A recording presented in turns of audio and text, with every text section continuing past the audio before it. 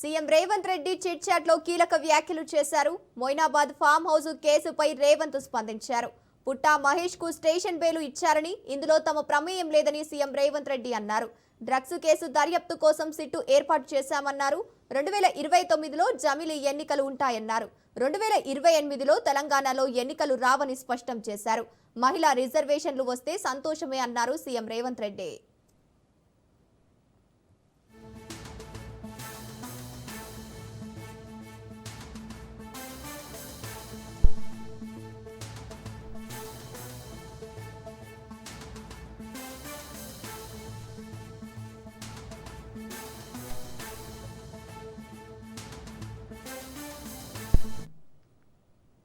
CM Revanth Reddy chit chat లో కీలక వ్యాఖ్యలు చేశారు.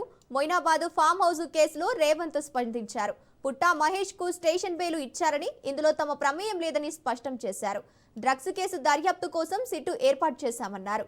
2029లో జమిలీ ఎన్నికలు ఉంటాయన్నారు. 2028లో తెలంగాణలో ఎన్నికలు రావని స్పష్టం చేశారు.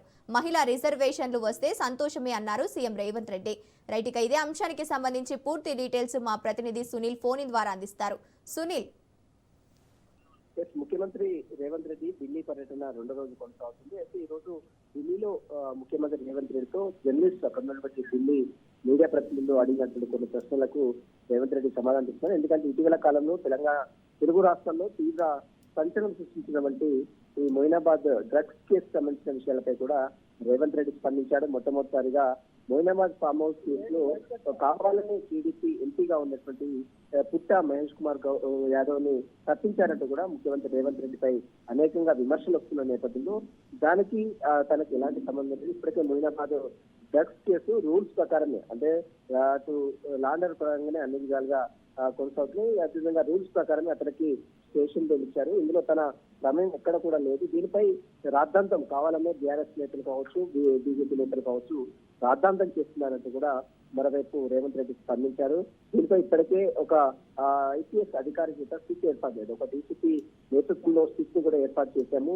2029 వరకు తెలంగాణ రాష్ట్రంలో ఎలక్షన్స్ వస్తాయి. మరోవైపు 2028లోనే తెలంగాణకి ఎన్నికలు రావు, 2029లో ఎలక్షన్స్ వస్తాయి. దీంతో పాటు మహిళా రిజర్వేషన్ వస్తే తను ఆహ్వానిస్తామంటూ కూడా రేవంత్ రెడ్డి మీడియాతో మాట్లాడిన ప్రశ్న ముఖ్యంగా మొయినాబాద్ ఫామ్ హౌస్ సంబంధించిన విషయంపైన ఎక్కువగా మీడియా ప్రతినిధులు అడిగినటువంటి ప్రశ్నలకు రేవంత్ రెడ్డి సమాధానం చెప్పారు. మొయినాబాద్ ఫామ్ హౌస్ కేసులో పైలట్ రోహిత్ రెడ్డికి సంబంధించినటువంటి ఫామ్ హౌస్ అది.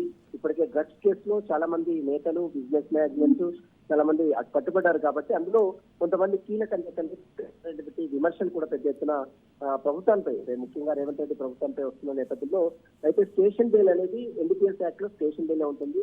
మిగిలినటువంటి అరెస్ట్ అయినటువంటి వారిపై కూడా ఆర్మ్స్ యాక్ట్ తో పాటు అటెంప్ట్ మర్డర్ కేసులు ఉన్నాయి కాబట్టి వారిని మాత్రం అరెస్ట్ చేశారు. రూల్స్ ప్రకారం వారు వచ్చినటువంటి వారిపై మాత్రం స్టేషన్ బెయిల్ ఇచ్చి వదిలేశారు. అందులో తన ప్రమేయం ఎక్కడ కూడా లేదు, ఇదంతా కూడా రూల్స్ ప్రకారమే జరిగింది. ఇప్పటికే దీనిపై పూర్తిగా సమగ్ర దర్యాప్తు జరిపించాలని స్పెషల్ ఇన్వెస్టిగేషన్ అధికారితో ఒక సిట్ కూడా ఫామ్ చేసినట్టు కూడా ఇప్పటికే ముఖ్యమంత్రి రేవంత్ రెడ్డి ఢిల్లీలో ఉన్నటువంటి మీడియా ప్రతినిధులకు తన సమాధానం కూడా చెప్పినట్టు కూడా సమాచారం తెలుస్తుంది.